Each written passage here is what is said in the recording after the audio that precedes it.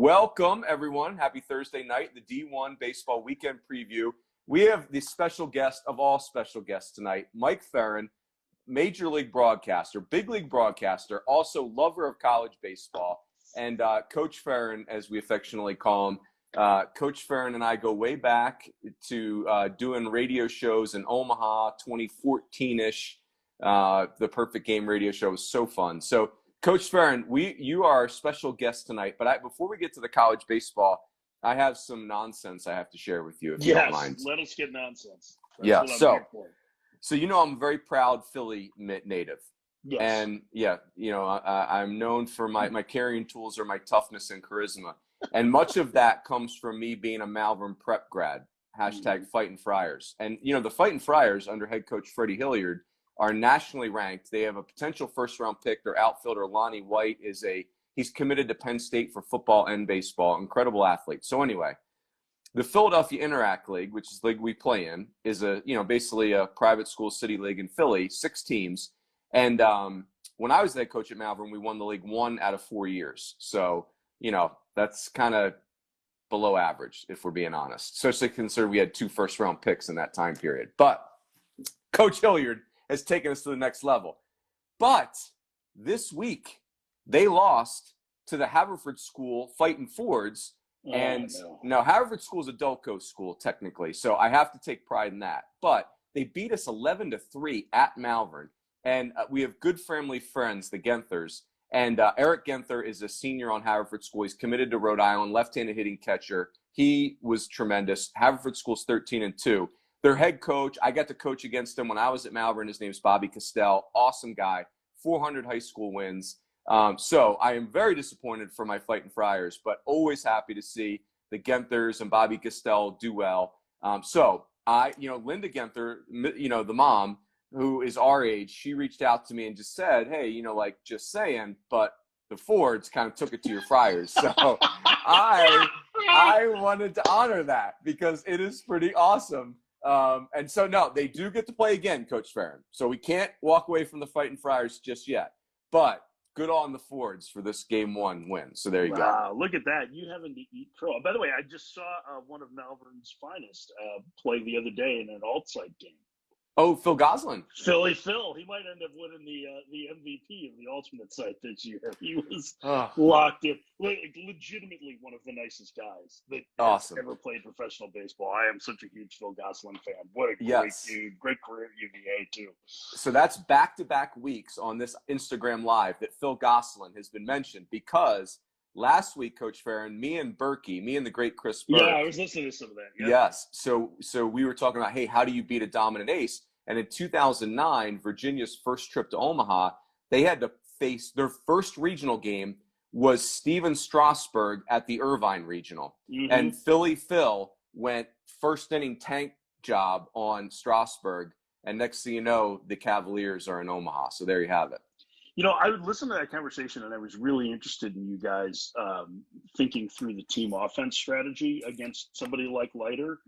And I was comparing it to what would happen in professional baseball with that because, there are a lot of complaints about things within – I don't know if you know this, but people like to complain about sports. I don't think actually anybody likes sports. They just like complaining about it. That hasn't gotten to me yet. Yeah, but one of the reasons why I think the game is in the state that it is, which is a very dominant – it's never been better in terms of athleticism for the position players, but still really dominant pitching is because it's really tough to hit those guys. And so I was listening to you guys and going, man, I like the idea of the team offense and dumping singles in there, but really if you run into one, that's the way you're going to beat them. And I would be looking for guys that had the best ability to hit the fastball. I think that's the way you have to attack those aces because you're not going to get 3 hits to score a run against those guys. Not consecutively, no. You have to hope that you either hit 2 solo homers or that you get a walk and an error and, an Earl Weaver, and that's it.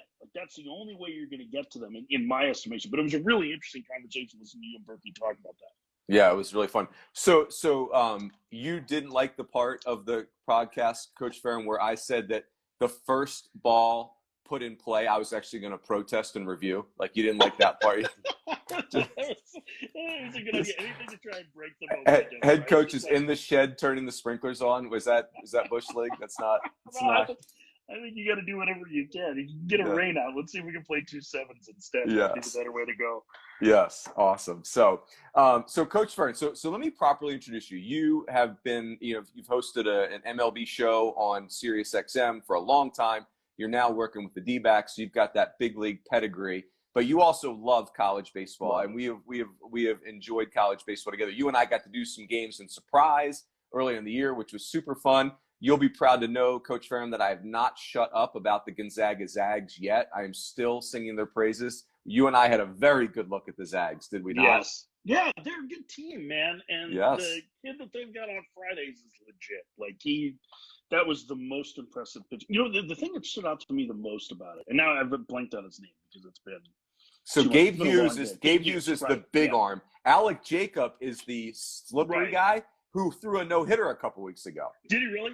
So yeah, he was like perfect, like veteran starter, right?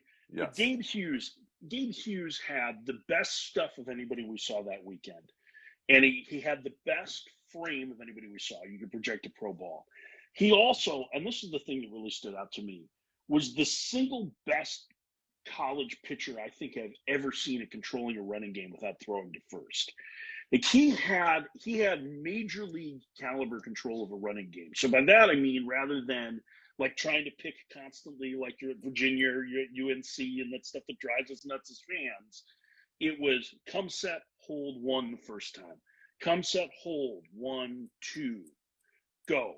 Next time, 1, go. 1, 2, 3. And with a decent catcher behind the plate, he really shut down K-State's running game in that. Mm-hmm. I just was blown away by the maturity to do that, because there are guys who are in the big leagues now that can't figure out that holding the ball is the best way to control the running game. And Gabe Hughes had it figured out as a sophomore.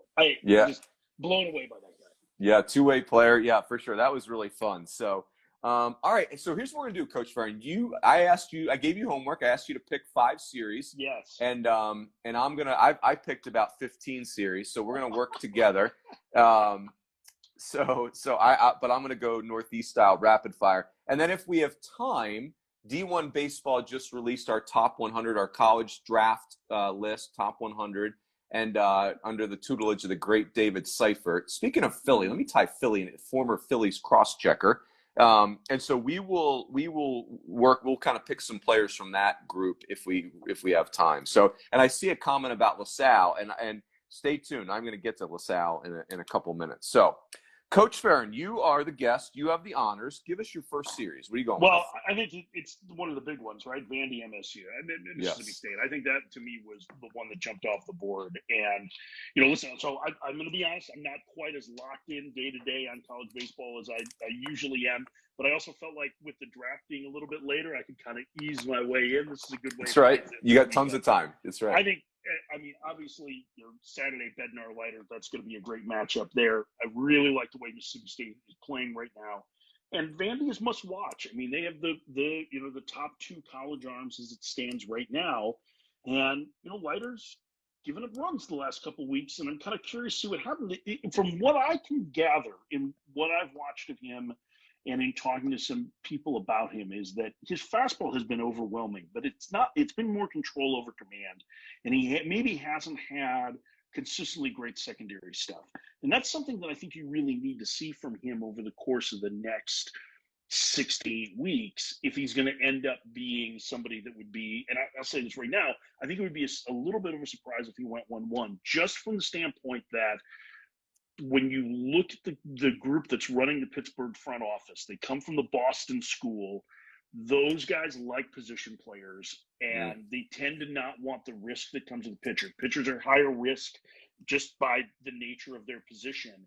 And so that's why I kind of have viewed Jordan Lawler, the high school shortstop from Dallas, as being the number 1 pick.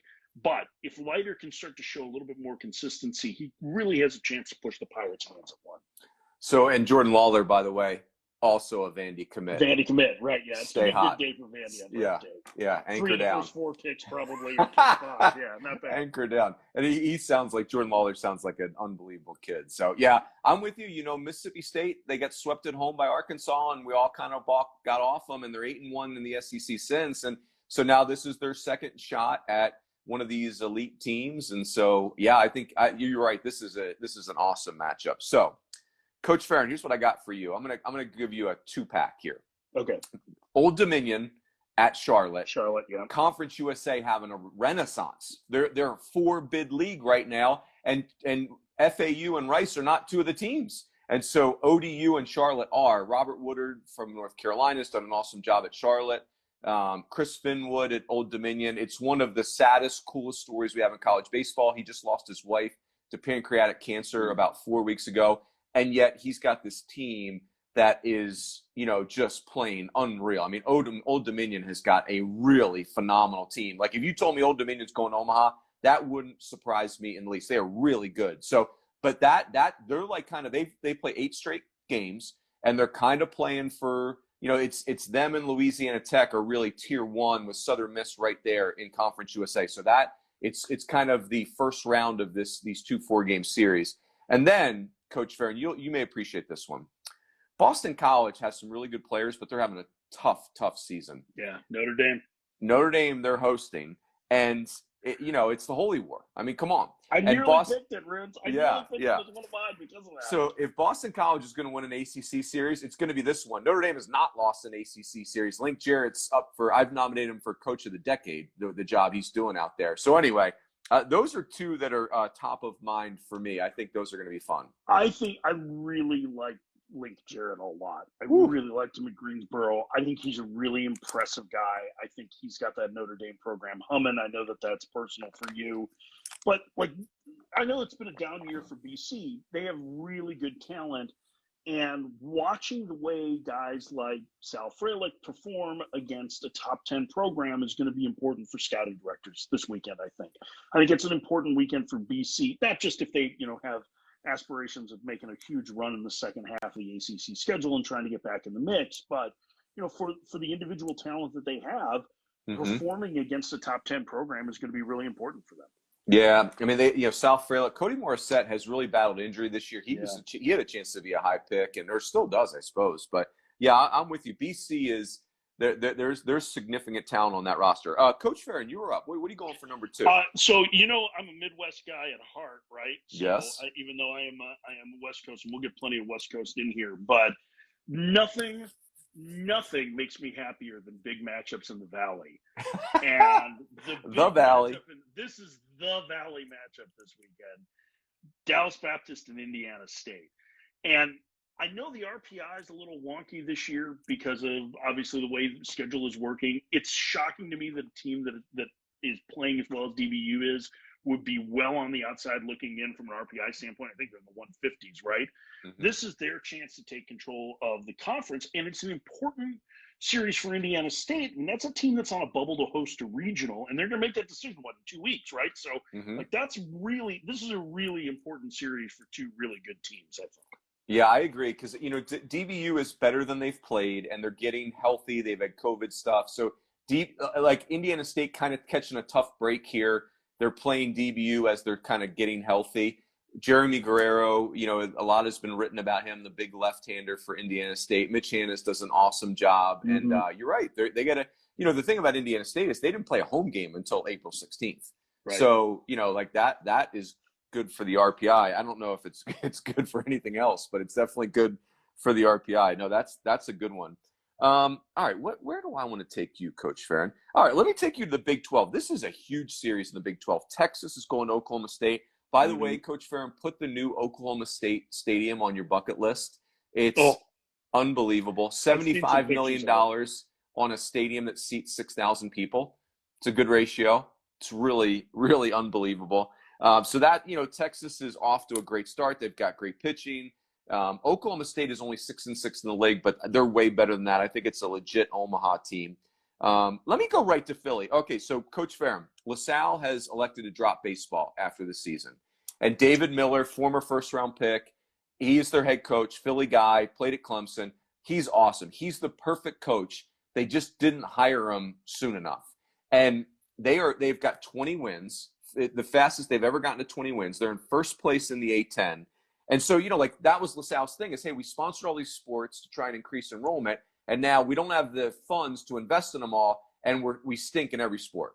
And so the LaSalle baseball kids are kind of like sitting there waving their hands like, well, we actually don't stink. We're in first place in our league. So, who knows what happens, but certainly we are pulling hard for the LaSalle Explorers. No doubt. And, I think this is a weekend they should win against St. Bonaventure. It's at home. And so, I like it. Hey, I'll give you one more quickly. Yeah. Duke and Virginia. Duke is at Virginia. These are two teams that are kind of flatlining right now. Like these are teams with real talent that have just gotten off to horrific starts. And we are very closely, we are in the ICU for both teams, I hate using the phrase must win, but I'm going to use the phrase must win. Like you're running out of real estate for both those teams. Virginia's been in that position a lot the last several years. And so like watching them, they've certainly got some history in being able to bounce back from slow starts. That's a really interesting weekend because of that, I think, too. Yeah, no question. Let me give you, I'm going to come out west for West Coast, one. Best Coast. So I'm going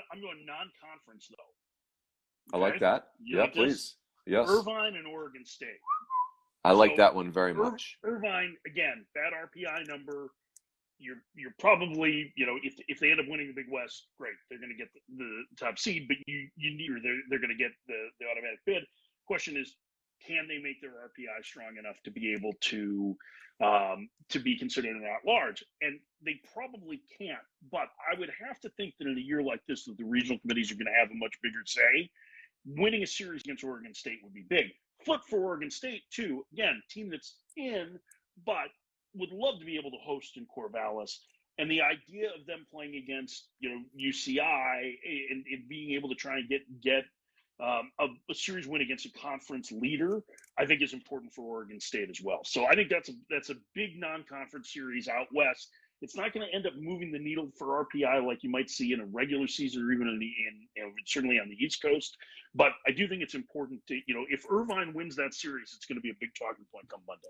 Yeah, and I'll tell you, Coach Farron, as you and I observed for Oregon State, if they get in a regional, that's a little bit of a nightmare team because, Oregon State to me is going to get in a regional, but they really defend and they can pitch and there's pitching depth and they're older offensively. I'm actually surprised they haven't they aren't further up the food chain in the Pac-12. They're fine, but I actually thought they would be like first or second team. I didn't love their offense. I think there were some good elements to it, but you're right. It's pitching and defense, and I like the collection of arms that they had out of the bullpen. There were some young, some inexperienced kids. Jared Washburn's son, part of that group.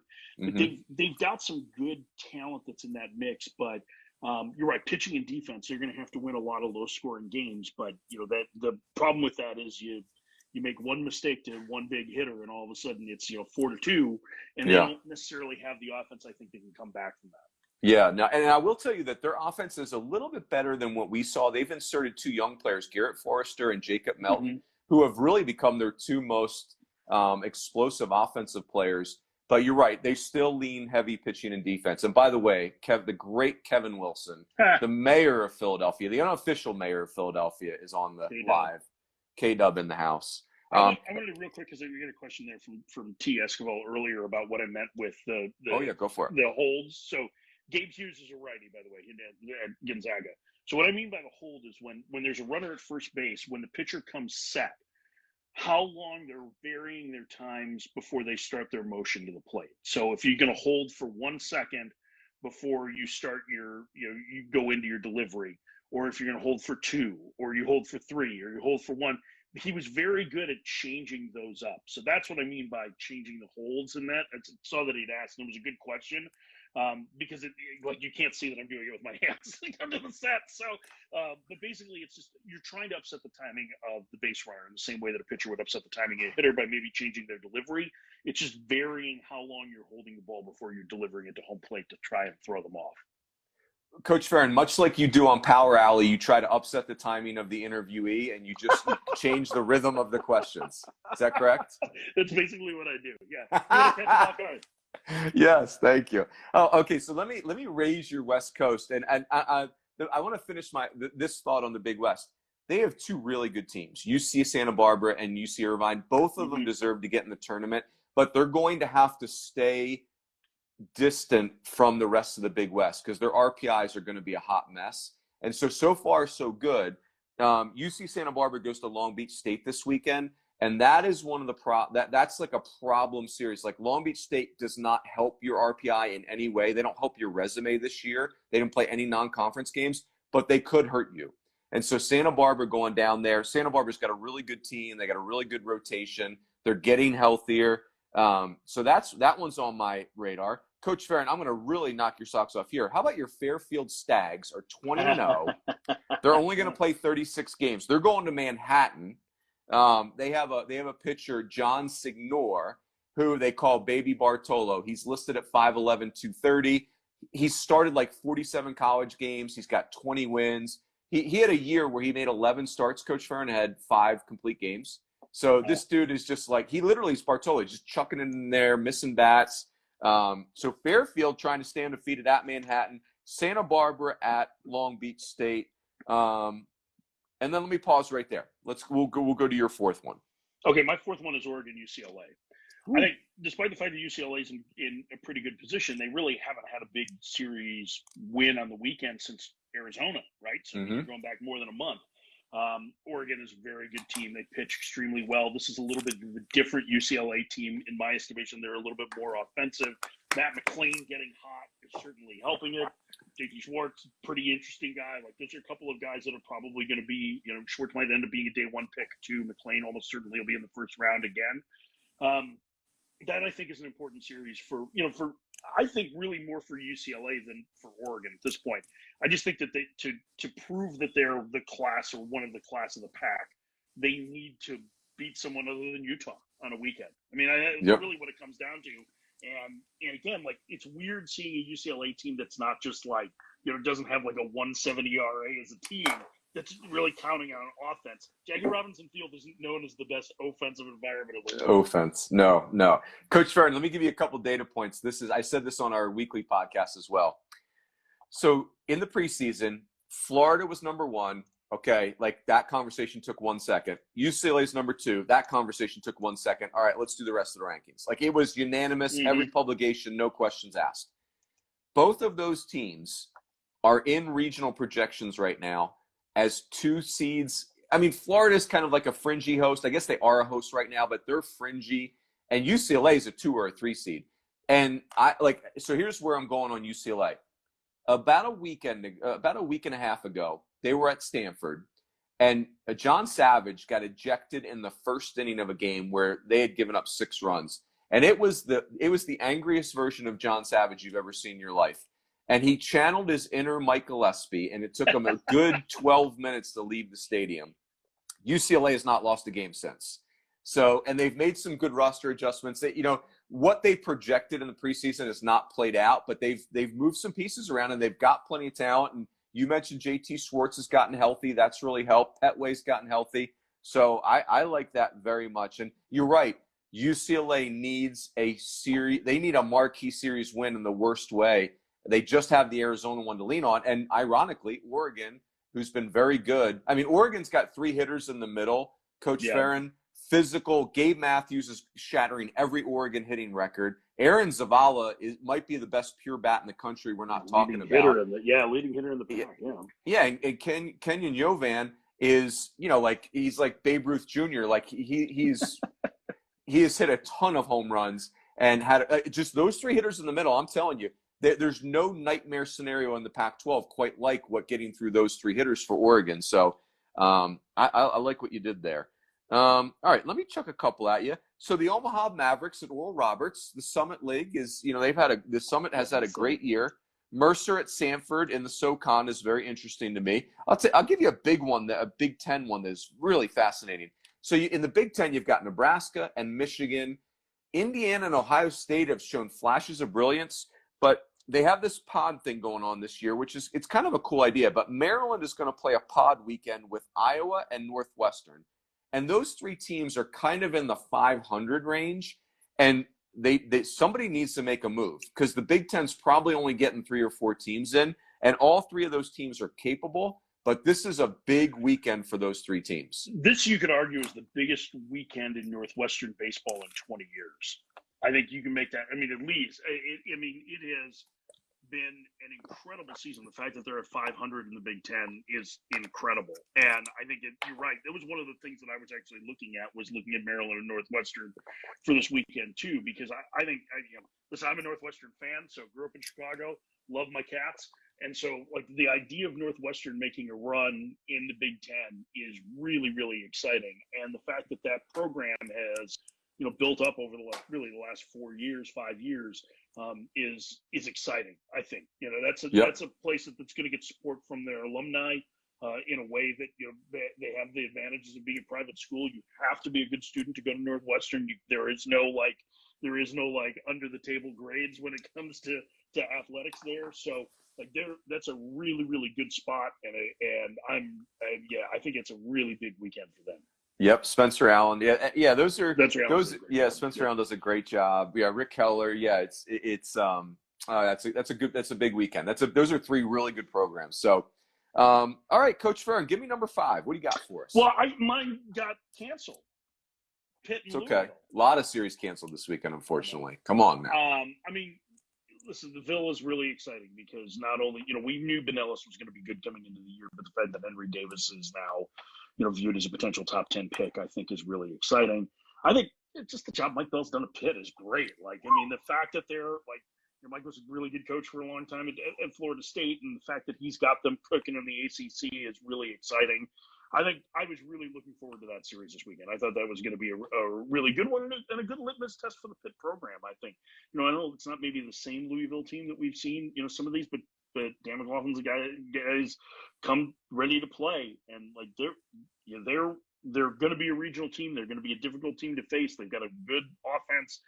So I'm a little bit bummed that one ended up getting canceled this weekend. Yeah, I'm really bummed, Coach Aaron, because I was supposed to do the Friday game. Oh no! What are you doing now? So now Kendall took advantage of that and assigned me the Daily Digest. That's what I got. It's like instead of calling Louisville at Pitt or Pitt at Louisville, I've been Kendall's having me throw an extended bullpen on Saturday. Just kidding. The Daily Digest is fun to do because you got to really lock in. But I'll tell you this: in preparation for the game, I got to call the assistant at Pitt, Ty Mcgreevey, and he's great. Mike Bell's great. And learning about their team, we talked about, with the shortened draft and the pandemic, who are these sneaky older teams in college baseball, teams that maybe got some recruits through the draft, and that's Pitt. They have this real kind of hodgepodge roster where they have to recruit it. They've got some West Coast pitchers. They got some Pittsburgh kids. They have to get them from all over. And so they have a really fun old team. And then Louisville, they've been injured in the bullpen. Their position player group can play with anybody. To me, Louisville, what Dan McDonald has built in Louisville it's like Clemson football. It's like that type of athlete, that type of recruiting machine. And so anyway, I'm disappointed, but the ACC remains fascinating just because they've just beaten each other to a pulp. Yeah. It's been fun seeing Tech and Pittsburgh Pitt at the top of the Coastal Division too. I always feel like the ACC is stronger when Tech is good too. So that's a really good sign for the strength of the conference. The fact that Notre Dame's had such a good year is nice for those people that support Notre Dame. A veiled pot shot. Thank you for that, Coach. For those people who support Notre Dame. Reminder that my Catholic college is undefeated all time against Notre Dame in football. So go Doohawks. Go Doohawks. 2-0. Thank you for that. Oh, gosh, that was well played. So there's a couple other big ACC series. Virginia Tech under John Sheff having an awesome year. They're at NC State. NC State is kind of hanging around. Florida State at Georgia Tech. I think you just referred to that. That's a really big series. Baylor at Texas Tech is a really good one. Hey, you know what's interesting, Coach Farron? You may be aware of this data point, but so Mike Martin, Sr., won 2,029 games, which basically means he won 50 games for 40 years, which is literally impossible. The math doesn't work, but he did it, right? that's the most wins in the history of the NCAA in any sport, which is cool. But 3 of his former players are guys we're talking about. Mike Bell played for Mike Martin. Mike Martin Jr. played for his dad. Link Jarrett. They were all teammates at Florida State. So anyway, I just think that's the coolest thing, that even though Mike Martin Sr. is not in college baseball, his legacy is like big time living on. Is James Ramsey still on staff at Georgia Tech too? Oh, I didn't even think of that. Absolutely he is. Yeah. Yes. So, great call. Look at you, Coach Farron. Pulling every once in a while. I'll pull a nug. Hey, so all right, so we have some time. We did good. We talk fast. We like it. So let's do so D1 baseball. We just did our top 100 college players, and so the 100's a little. You gotta kind of put it in perspective, because there's not going to be 30 college players taken in the first round. So just because you're 30th on the college list doesn't mean that you're a first round pick. But the top 100 is still, that's a really good list to be part of. So what I figured you and I could do is we'll pick one player from each quadrant, 1 through 25, 26 through 50, etc. Hey, and before I do this, Coach Farron, do you know the great David Seifert? I don't. We actually don't. So we never crossed paths. I know of him. We have mutual friends, and this is despite the fact that not only was he out here in Arizona at one point, but also he's a Midwesterner. So Central Illinois. That he's a Central Illinois guy. I don't know him. So and while we're on that topic, Coach Farron, I forgot to ask you this: where do you stand on Portillo's? Is that authentic Chicago food that we have in Arizona? That's absolutely. Okay, so that's a go. That's a green light. Yeah, it started as a little hot dog stand in Chicago. Yeah, the Portillo's family, Portillo's is legit. I go to Portillo's all the time. That's one of the reasons I live in Arizona is I can get all of the things I want from Chicago without having to deal with winter. That's great. That is well said. Hey, and can I get a clarification? Is it the gyro? How do you pronounce it? Hero. Like a Greek person. Hero. Okay, and then is that a real Chicago thing, or is that mythical? No, there's a bunch of places that are Euro joints in Chicago. It's like we've got a great one near us in Phoenix, Z's Greek on Indian School Road and 40th, just like classic Chicago style Euro place. That's awesome.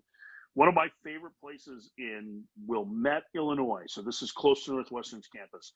There's a restaurant there called the Chuck Wagon that serves you a cheeseburger that they put Euro meat on top of the cheeseburger and then put the top of the bun on it. So it's like I used to, when I worked downtown in Chicago, I had a place around the corner from me that was like this total dive that they hadn't allowed smoking inside for 20 years and it still smelled like somebody had opened up a pack of Merits, like in the fridge. You buy lottery tickets there.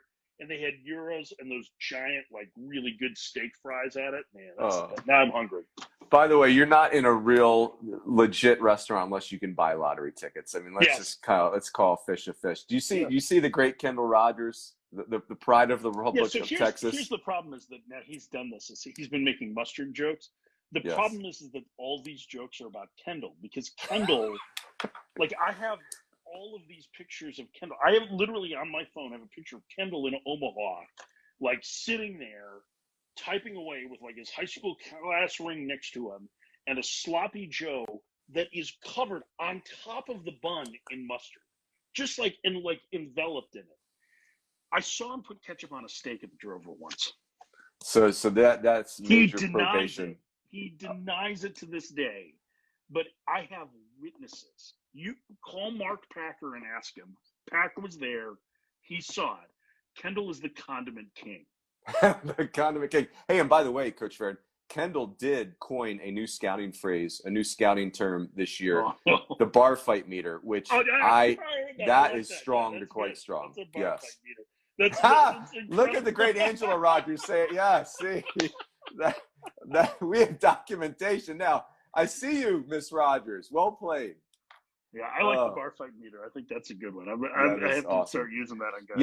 And Fitzy had to. We actually had an argument about that on the podcast this week. We had to clarify what the bar fight meter. We had to take it kind of next level this week. So I won't give that away, but that was a fun conversation on the podcast. So, Coach Farron, before we pick our players, I want to tell you, you would love this exercise. I've never gotten to do this except for my experience with the guys at D1. where we get on these calls, and David Seifert, I mean, this is a dude who's been in the draft rooms, and you will love him.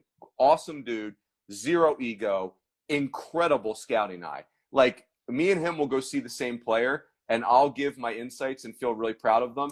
And then, like, his insights are like, it's like he had 10 eyes there. I mean, just like his library, his experience, what he sees, it is so next level. It's awesome. And he's an awesome dude.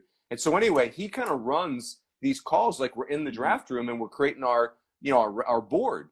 And so fun, because that's obviously on my bucket list. Not obviously, that's on my bucket list to be in a draft room someday just for fun, but not to participate where there's being any accountability. I don't want that at all. Yeah, no, you just want to get popcorn, like mix the raisins in your popcorn. Seriously, I want to go like a fantasy camper, not like an actual person with skin in the game. It's that called is a special assignment scout. Thank you. That's what those are called. That don't have any responsibility. Unfortunately, you have to be Yeah, you need to be a former big leaguer to get that job, and I am not that former excellent wiffle ball player. But so, all right, Coach Farron, give me a player in the 1 through 25 list. Who's the name that jumps out at you? Well, I'm going to the holy war for this one. It's Sal Frelick, because thank you. I think he's a really interesting player in that you're starting to see. I think Sal Frelick 10 years ago would not have been a guy that we'd be considering as one of the top 5 college players in the country. And I would not be surprised if, like, he fits the profile for, and I don't have any inside info on this, but he fits the profile for a team like the Diamondbacks at 6. They don't have an issue taking guys who are like 5'9". Corbin Carroll, well, he's taller, but Corbin Carroll, no, not really. I mean, Corbin Carroll, Alec Thomas, Dalton Varsho. Ooh. What they like are guys who can control the strike zone and maybe have surprising pop. And so Frelick is that kind of player to me, in that, in pro ball, guys are able to get to the power in a different way, in part because of the baseball and in part just because of everybody's throwing hard right, so you kind of have to do that. So to me, Sal Frelick is a guy that is really interesting, because he's not a guy that would have been up there a few years ago, and you have some teams that are in that range about where he should be, in that 6 to 10, that value players like him in the draft. And I think he's number 5 on your board right now, right? Yep. So I think he's a really unique guy in that. And I think you see, I think that even impacted Corbin Carroll a couple of years ago, just as an example. I think there were a lot of people that felt like Carroll was the best all-around prep player, and he slid to the middle of the first round, in part because he's not a big dude. But I think you're starting to see more teams come around to that. And I think Frelick, because he's a crazy athlete too, on top of it, I think he's a really interesting guy. Who you got? So Coach Farron, as you know, I'm 5'9", and I feel like my skill level is at an NBA level, but the NBA has not come for the short people like MLB has yet. So just stay tuned. No, so here's what I got for you. First of all, Fordham has a guy in our top 25. How awesome is that? They've got a super hard throwing lefty, Matt Mikulski. I'm probably butchering the last name, Mikulski, Matt Mikulski. Anyway, that's just really cool that Fordham's got a guy that's a borderline first-round pick. The guy I want to give you, though, is our number 19, Michael Mcgreevey. He is this, old school, Cal State Fullerton. Now he goes to Santa Barbara, clearly, but, sinker slider guy who has run into velocity. He's in the mid-90s now. His ground ball percentage this season, Coach Farron, 81%. So people cannot get his sinker in the air, and it's got big velocity. So anyway, I just, obviously Shane Bieber is the talk of the town in MLB right now. And I love Mcgreevey. I cannot get off of him. I think he's a big part of why I'm so high on USCSB. Well, I think the other part of it is I think you're starting to see teams move. I don't want to say move away from the high four-seam fastball, with the curveball, the way that they've paired that, but they're more willing to look at the extremes. So a guy with extreme ground ball rates, right, and extreme velocity on their sinker is going to be of interest, because you're trying to prevent home runs still, right? So I think that would make him interesting. I'd be interested. I don't have his numbers in front of me. What do you have for strike at the walk numbers for him? He's extreme strike thrower. Okay. I will. Yeah. And remember, he was their closer his freshman year, and then he went to the rotation the last 2 years. He's not even. Well, he might be their Friday guy now, but by the way, D1 Baseball has the coolest player search thing you've ever seen. I had Yeah. no idea how to use it until 4 months ago. Really. Talk about doing your life the hard way. So Mcgreevey, 6 walks, 63 punch outs, 56 innings. Yeah, I mean that's going to get a lot of people's attention too. It's Yep. all about strike zone control for Yep. pitchers and hitters. That is a major factor for all of these teams that look now. So I like it. All right, Coach Farron, give me somebody from 26 to 50. You know, I went with this guy. I saw his college debut, or I guess I saw his sophomore year. His first start of his sophomore year. No, I saw his college debut. I saw him in high school too. And he's been an interesting guy to me because I don't think he's quite put up the numbers that I anticipated he would. And that's Mike Vassell at Virginia. And you're gonna have to did see him on the circuit. look at the numbers. Yeah. So Vassell has a lot of things going for him. He's 6'5", he's 225, and teams are getting better and better at projecting, at being able to teach velocity, right? And so Vassell's not necessarily the hardest thrower, but he's always had a good idea of the strike zone. He's always had a good complement of pitches. I think right now that's why I had to lean the camera forward to double check. I think it's 49 strikeouts, 6 walks right now. Yeah. So it's not of strikes. It's not a crazy strikeout rate, but there are, I think, some elements to like with him in that, and the idea that you can teach velocity. And there's another thing with Vassell that I think really stood out to him when he was a prep player is there is this real competitiveness that shows up in every pitch. He is a guy that is on the attack at all times. And I love that. That's something that you probably can't teach a whole lot of guys. So add that to the fact that you get this big frame dude that you probably can help improve both the strikeout rate and the velocity from. And I think Vassell's a really interesting pitcher. Plus, he pitched well the last 2 years against a high level of competition. Yeah, I love it. You know, Coach Farron, I'm not going to pick Matt Nelson, the catcher for Florida State, because I just wrote about him in my Runes report, but he's an absolute throwback. Like he would be a major league catcher in the 70s and 80s, just kind of like thick, physical, angry, runs the team, won't let his pitchers go sideways. I've said this a million times. Best blocker of the baseball I've seen this year. Like he blocks the baseball and it sits there like a good dog. Like not like a Rooney, not like one of our dogs that you say sit and they sprint. Like not the opposite.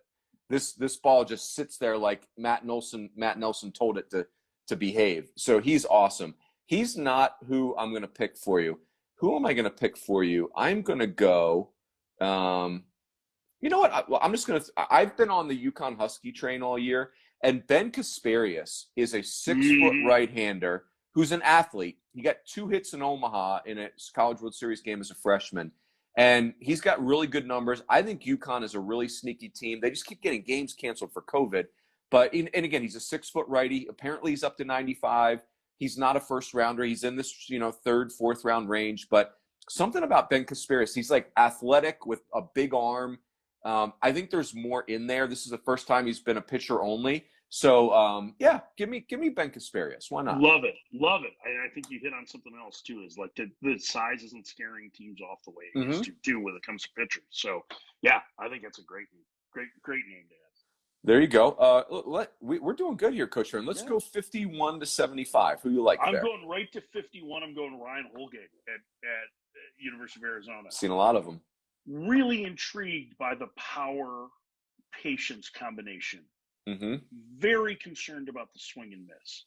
Yes. And that the strikeout rate is a big issue. That and the fact that he's probably not a center fielder in pro ball. He's going to have to be limited to a corner and may not run well enough by the time he gets to be anything other than left field, which means the bat really has to carry you. But he's got an idea of the strike zone, and he's got real power.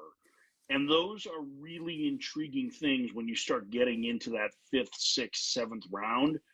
You might be willing to deal with a little bit more chase if you've got somebody that can get to that enough, and he might be worth taking the risk on with that. Oh, I love that. It's so weird when you watch Arizona play, Coach Farron. Their offense is so dynamic. I mean, they bludgeon people offensively, and their bats are good. It's 1 through 9, and he's right in the middle of it. Like Bossier is their other hitter, but he's Mm-hmm. a singles machine. Nate Yeske kind of said he's like our Rico Bronya. Whereas Holgate is like this, like you described, athletic left-hander, and like when he barrels it up, it has got impact. And so, and he's, that's a good one. Well, he's a little bit like, the strikeout isn't quite as bad as it was the junior year for Bobby Dahlbeck, but in that same kind of vein of a guy who's got an idea of the strike zone, has big power, and has swing and miss. I think he fits that, but a little different position, a little different. It's not the same player, but you can have success with that guy if they're a really heady baseball player, and I think Holgate's interesting. Yeah, NorCal guy. I like it. You know what's so funny about this 51 to 75 range, Coach Farron? It's like one big poker game. Like, it's just a ton. Like, the reason these guys are in this range is because they have the talent to be better than this, but there's just some ding on their resume or their profile. Mm-hmm. So, yeah, it's like I look at some of these guys, Hadger, Robleski, Justin Robleski, that is. Or you could go Connor Norby, who's more like the performer. So the guy I'm going to go, because I like a good, I like a good Canadian selection. Let's go Tyler Black from Wright State. He's a Toronto kid who's just, left-handed hitter, putting up, he's just had a great college career, putting up really good numbers. People talk about the pure hit tool. He's got an OPS of basically 1,200, more walks than strikeouts. He's got 7 bombs. He's hitting 365. I'm in. Give me Tyler Black. Give me the Canadian left-handed hitter. Okay, I like that. That's a good name. This is a cool group, though. This is a cool, like Seth Lonsway.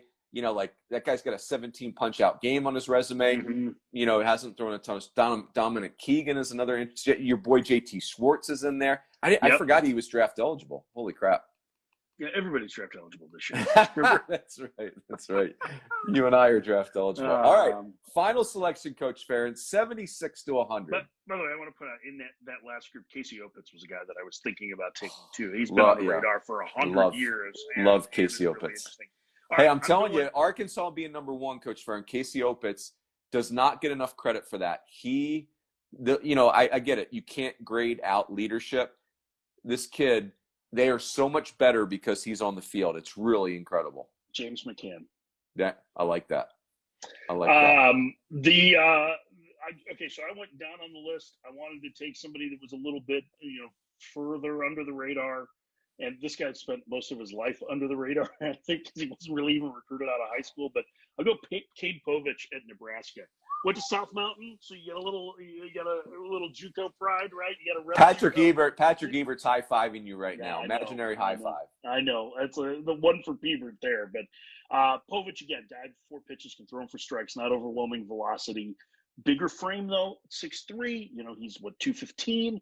I think there's a chance for him to be able to fill out a little bit more. Again, they're teaching velocity. You can't really teach the command element the same way.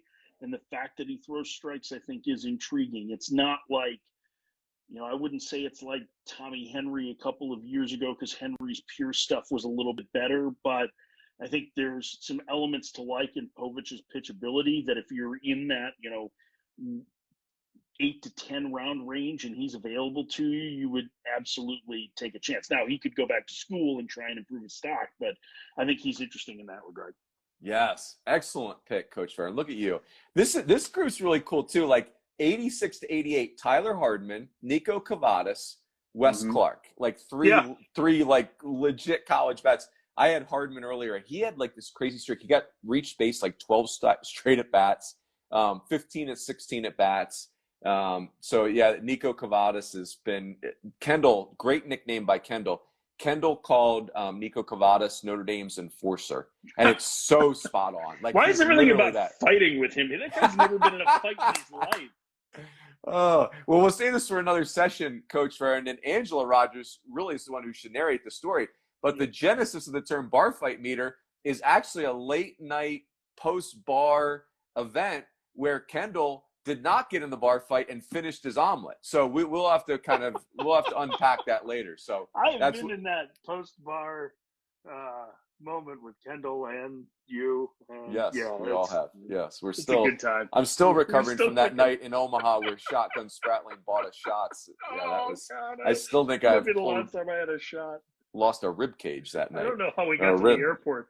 Yeah, no idea. No, that did not end well. Shoddy, we love you, but don't ever do that again.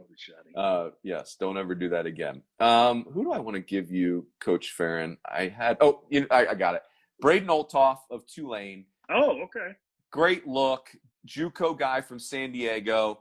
You know, he's got a swing and miss changeup, a swing and miss slider, plenty of velocity, but there's not a ton of projection, but he's ready to get dudes out right now. Does not walk anybody, floods the strike zone with multiple pitches and can miss a bat. He's a really unique prospect because there's a little bit of, when you have these what you see is what you get pitchers, I think we assume that they can't miss bats, but he actually is both.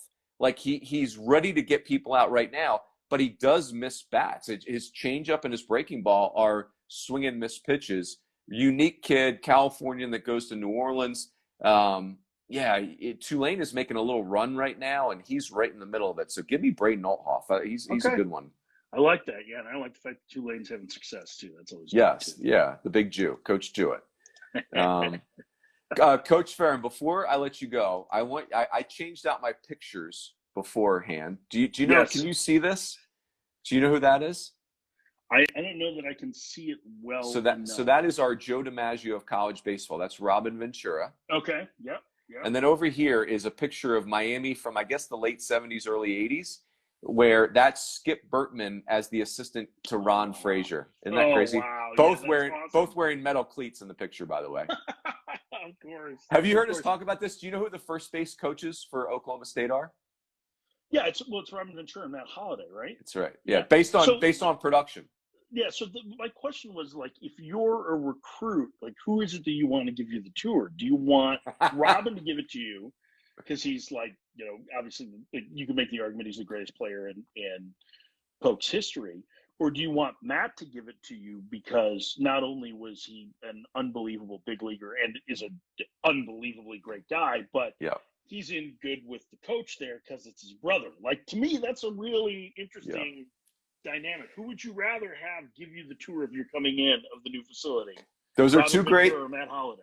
Two great choices, but I'm going to tell you the real answer, Coach Farron, is C, Roland Fanning, who is we know from Kentucky's on the staff at Oklahoma State now, like true blue Oklahoman. Roland is the best. That's who you want to give you the tour, but you definitely want to meet Robin and Matt Holliday, by the way, who are huge people. Like Matt Holliday is huge, but Robin is a much bigger guy than I thought he was. Like he's not a small person, which is probably why he did go after Nolan Ryan. Matt Holliday's shoulders and neck and head are massive, and then like you see him coming through the door, and you're like, holy cow, who is that guy? And you spend 2 minutes with him. He's one of the nicest people you'll ever come across. I actually scared him back into baseball. Did you know that? He was working with us on Sirius for a while. He did one show with me and went back to the Rockies. See ya. I like it. Well, there you go. That was your gift to the game. So, Coach Farron, I kept you for an hour. This was awesome. I appreciate it very much. Always a pleasure. Be well, and we'll be in touch. All right, buddy. We'll talk soon. Thanks. All right, man. Be good. See ya. You too. Bye-bye.